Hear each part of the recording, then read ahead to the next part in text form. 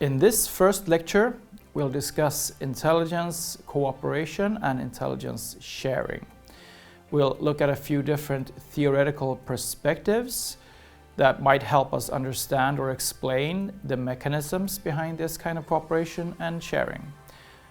We'll start out by looking at a small state perspective, and then we'll broaden the scope and look at bigger states and more general and universal kinds of theoretical approaches.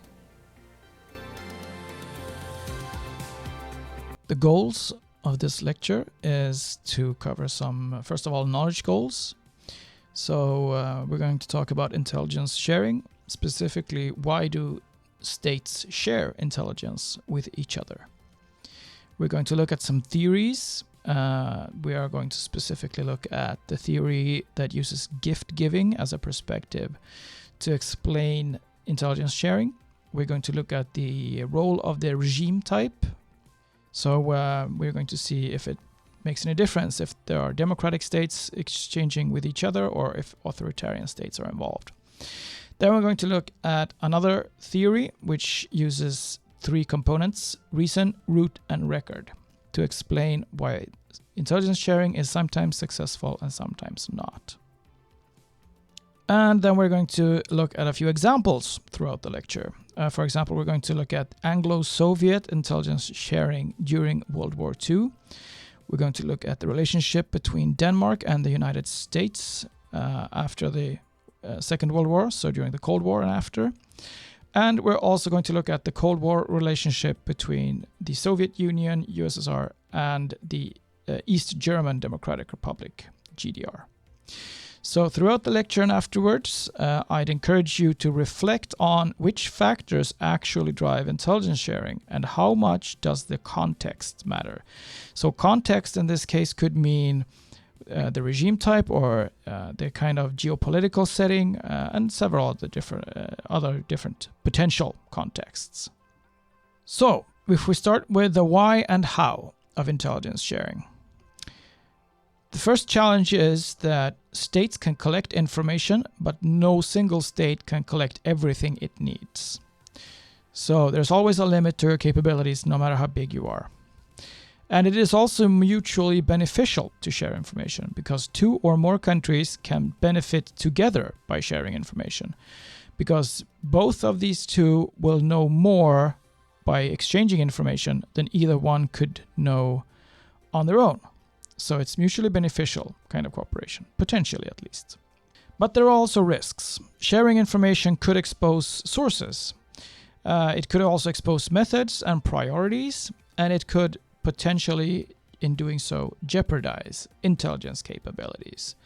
Because every time you share information that is secret, there's always a risk that someone else is going to find out what that information is. And in a worst case scenario, your adversary might find out what kind of information you're sharing. And if they find out what information you have, they might also be able to figure out how you got a hold of that information, thus revealing sources and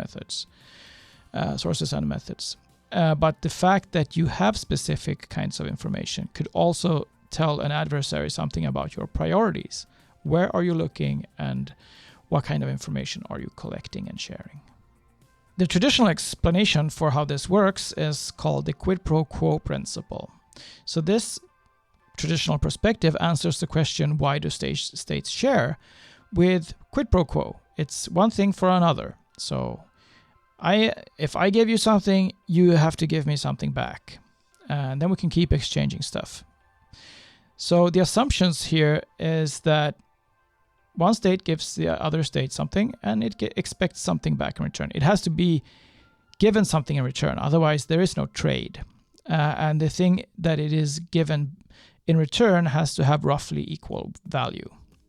So this is a transactional and rational perspective. It doesn't really take into account what kind of relationship this is. So relationship issues are of marginal importance in this context and from this kind of perspective.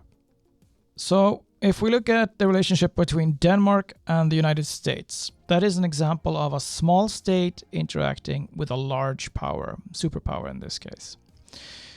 So what this exchange actually looked like was that large volumes of raw intelligence was being exchanged from Denmark, and in return for refined and processed intelligence from the United States.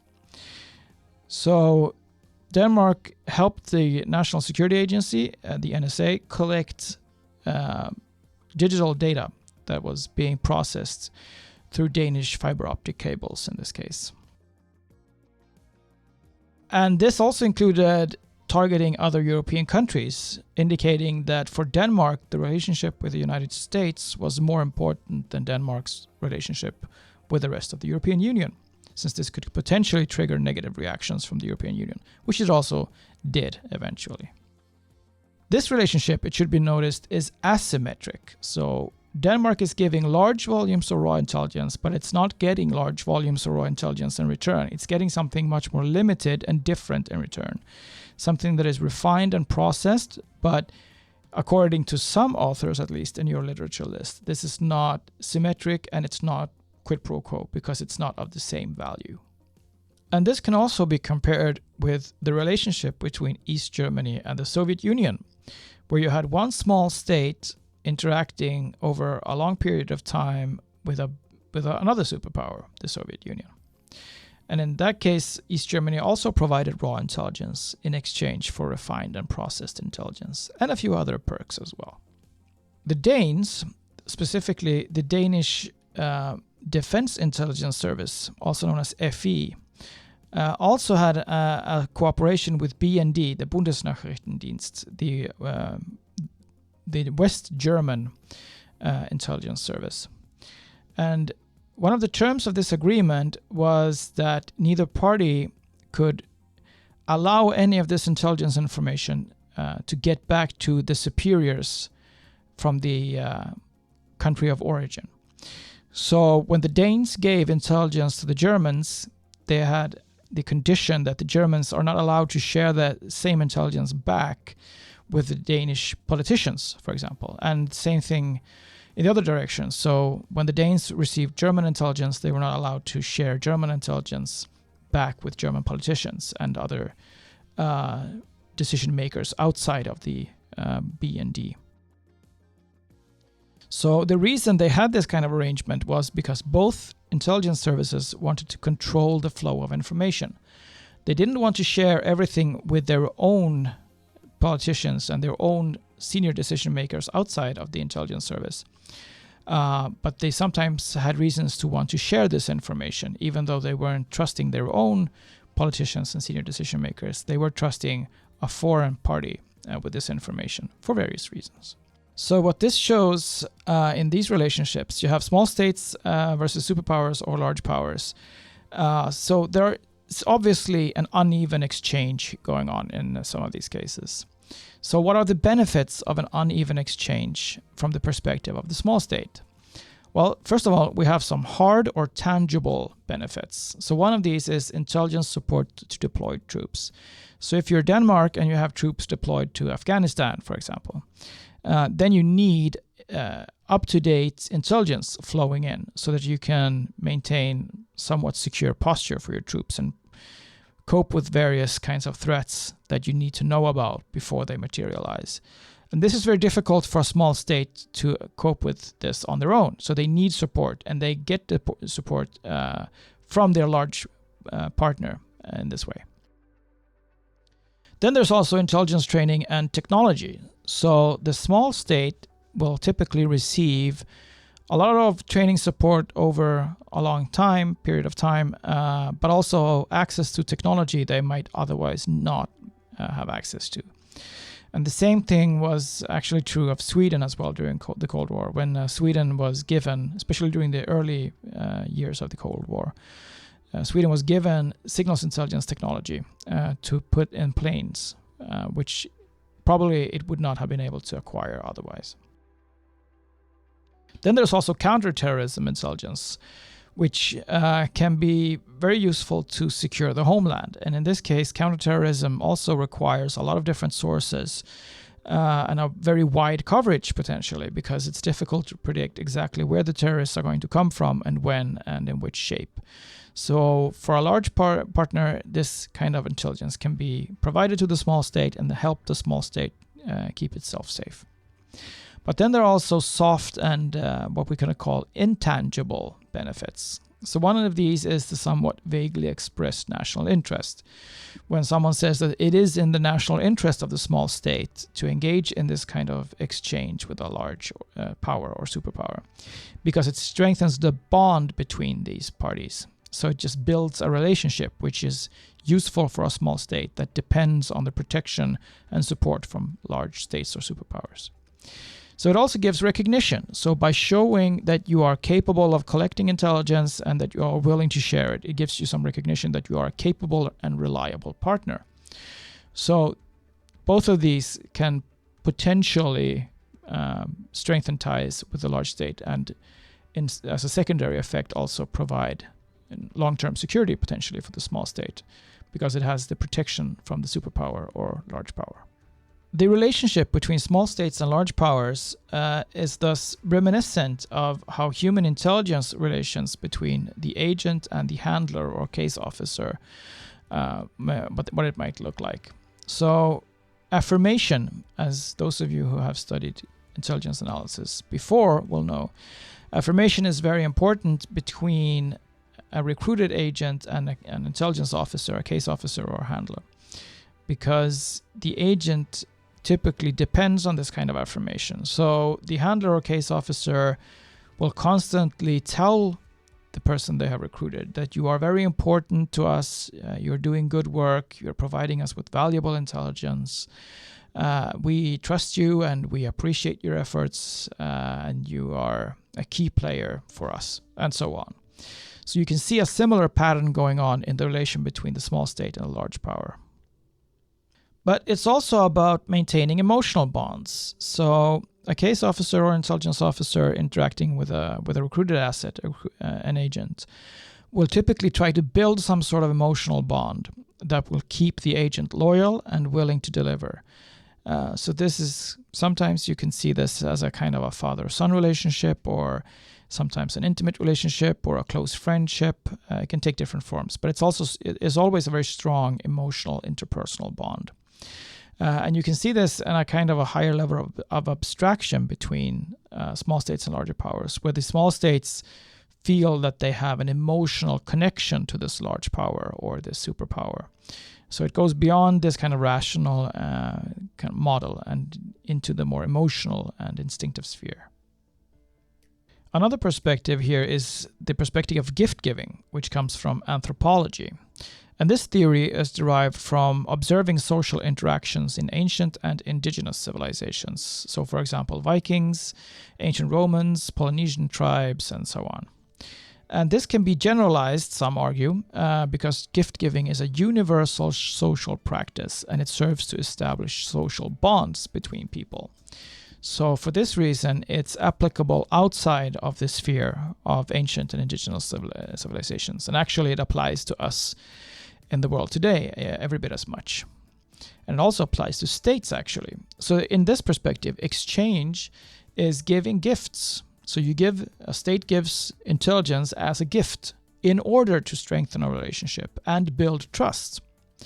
And it shows capability and it shows good intentions on behalf of the giver. So you give someone intelligence and it shows that you have a positive attitude towards the one you're giving intelligence to, you trust them, and that you are willing to share this intelligence with them. And it also shows that you're capable of obtaining this intelligence, of course, to have something to share to begin with. But from this perspective, the act of giving gifts is the thing that builds trust, not the other way around. So you don't start with trust and then give gifts. The act of giving gifts is what builds trust and what builds relationships, ultimately. And this also has a reciprocal dimension. So gifts are given in expectation of reciprocity. Not as a direct quid pro quo exchange, because a direct quid pro quo exchange is something different than this expectation of reciprocity. So when you have a direct quid pro quo arrangement, you give something and you immediately get something else back. So it's more a case of withholding your gift until you can be assured that you're going to be given something in exchange. That is a quid pro quo arrangement. So the thing that differs this kind of expectation of reciprocity with quid pro quo is that there's a temporal displacement, meaning that you give something and you do not immediately get something in return. You expect to be given something in return, but you can't specify when or where that will happen. There's also an uneven value of gifts and counter gifts, and this is part of the gift-giving logic, because if you always give something back that is of equal value, then it's actually a kind of transaction. So by giving something back that is not as valuable or more valuable than what you've been given, you show that these are gifts and not a kind of transactional affair. Now that we've covered the small state perspective, we'll broaden the scope and take a look at bigger states and more universal and general theories. So, in terms of large versus large powers, that is a different matter, because now we're not dealing with a small state and a large power anymore. So this can't logically be like a human relationship, a human intelligence relationship, because it is symmetrical. And the relationship between a case officer and a recruited asset is not symmetrical, because one of them has basically all of the power and the other one does not. But in this case, they are more balanced. So the relationship is symmetrical rather than asymmetrical, and thus it cannot be characterized as a human relationship. And examples of this is the Anglo-Soviet relationship during World War II, and also the British and American relationship during World War II and also during the Cold War. So this begs the question, does regime type matter? Does it matter if there are two democracies involved, or if there are two authoritarian states, or if one is a democracy and another is an authoritarian state? This leads us into Bock's hypotheses, Ryan Bock. And he stipulates that there are two things that characterize intelligence sharing and intelligence cooperation between two democracies. And when you have two parties that are interacting like this, you have a dyad. So that's what the word dyad means. So the first thing that characterizes the democratic dyad, when both countries are democracies, is something called contingent consent. And that means that each party agrees to respect transactional outcomes that favor the other side, but only on the condition that the winner agrees not to exploit its temporary advantage over the loser in all subsequent interactions. So what that means is that maybe sometimes you give some information to the other party and it is favorable to the other side and not to you, the giver. And it might also mean that the one you're giving intelligence to obtains some sort of leverage over you, the giver. But you still give them this information because you assume that the other party is not going to exploit this advantage. So they're going to treat it fairly. That is contingent consent. So you consent, but there's a contingent condition to it. Then there's also a second factor called bounded uncertainty, which is a predictable and mutually acceptable range of behaviors that constitute fair play between the actors. So what this means is that both of these democratic states that are sharing intelligence with each other, they both assume or know that there is a specific range of behaviors that they can expect, and that these behaviors will be characterized by fair play, so that the other party is not going to cheat or trick you.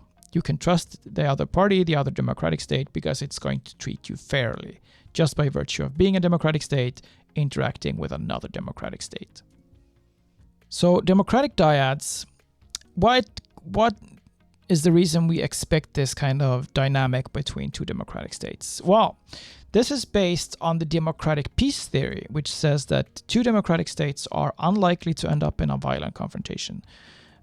It's simply an empirical fact that it's extremely unusual for two democratic states to go to war with each other. So their cooperation is more likely to feature contingent consent and bounded uncertainty, because they have no reason to expect that the other party will at some point become an enemy. because that is simply very, very unlikely. Whereas if you have authoritarian states, and it doesn't matter if one or both states are authoritarian according to the democratic peace theory, because in any case, authoritarian states are much more likely to end up in conflict with both each other and democratic states. And this means that there's less of a basis for contingent consent and bounded uncertainty. So this is why we can expect contingent consent and bounded uncertainty when it comes to democratic dyads, but only when it comes to democratic dyads. So if one or both of the states involved in intelligence sharing and intelligence cooperation is authoritarian, then we probably won't get contingent consent and bounded uncertainty. Next, we'll look at Brown and Farrington's perspective. So they say when they look at democratic dyads that actually the results are mixed when you look at it empirically. There were issues with reciprocity, deception, and retaliation in Anglo-American relationships, in the Anglo-American relationship during World War II and the Anglo-French relationship before World War II. So in terms of reciprocity, they didn't always exchange to the mutual satisfaction of both parties. So sometimes one side felt that it gave more than it was being given back. So it felt that it was an uneven exchange and that it wasn't given a fair deal. So this results in retaliation. So if someone doesn't give you back as much intelligence as you think you deserve, then you start holding back intelligence that you are supposed to give instead. So this tendency will then reduce the level of cooperation. But there was also deception going on here. So in both the Anglo-American relationship and the Anglo-French relationships, one of the sides might try to feed the other side knowingly feed the other side false information in order to get it more invested into the interests of the country giving this false information. So in this case, typically it would mean implying that the Germans are a bigger threat or trying to somehow get the other party to take action that benefits you as the giver. So reciprocity, deception, and retaliation all characterize these democratic dyads, which goes against Bock's theory. Making matters worse, if you look at authoritarian states and both democratic and authoritarian dyads, as well as purely authoritarian dyads. You have the Finnish-German relationship during World War II when they were, for a few years, fighting on the same side. So Finland was a democracy. Germany was, of course, an authoritarian state during World War II, but their relationship was closer than the relationship between the United Kingdom and Finland, which were both democracies. So this also goes against the expectations of the theory. In addition, you have the East German and Soviet cooperation during the Cold War, which was also very close over a long period of time, even though both of them were authoritarian states. So all of these things point to Bock's theory actually not having as much of an explanatory power as Bock would suggest. So this leads us into something called gossip theory, which is what Brown and Farrington suggest as an alternative. First component of gossip theory is reason. So you have to have something to motivate this kind of exchange. So when people gossip, they have some motive that is more interpersonal and social. But when countries gossip, i.e. exchange intelligence, that is typically because they have a common threat. So they have a country that is threatening them, and that is why they need to talk to each other and share intelligence, because they both are threatened by the same country. So, for example, France and the United Kingdom were both threatened by Germany before and during World War II. And for that matter, the Soviets and the East Germans felt threatened by the West. So first you have a reason, then you need a route. And this route has to be a reliable channel for communication, which in this case means that you have to have close personal ties. So you need to have people on both sides of this intelligence sharing arrangement who know each other personally and trust each other and typically like each other, like each other's companies. They're friends to some extent. You also need a record. So a record of reliably meeting expectations. You have to have some sort of record of reciprocity. So both countries that engage in this intelligence sharing, they know that the other one is going to reciprocate. They're going to give back something when you give them something. Maybe not immediately, but at some point they will. So these three components will build a close and lasting intelligence sharing arrangement. And if one of these three is absent, then that will probably damage this relationship and shorten it or make it impossible. If we look at the Anglo-Soviet relations during World War II, we can see that they had a common threat, being Nazi Germany, but after 1945, that reason disappears because the common threat is eliminated. So that would actually explain why Anglo-Soviet intelligence sharing stopped after 1945. There was a route, but not constantly. There were intermittent good relations between the UK and the Soviet Union. And the reason these relations were intermittent was because neither Stalin nor the senior decision makers in the UK wanted their intelligence officers to be too close to people on the other side. So Stalin was constantly disrupting these personal relationships between his Soviet intelligence officers and British intelligence officers because he felt that they might be problematic from a loyalty perspective, might tempt intelligence officers to maybe give a bit more than they should to the other side. And because Stalin didn't trust the West, of course, and also on behalf of the United Kingdom, senior British decision makers also did not trust the Soviet Union, so they also did not want to have too close relationships going on.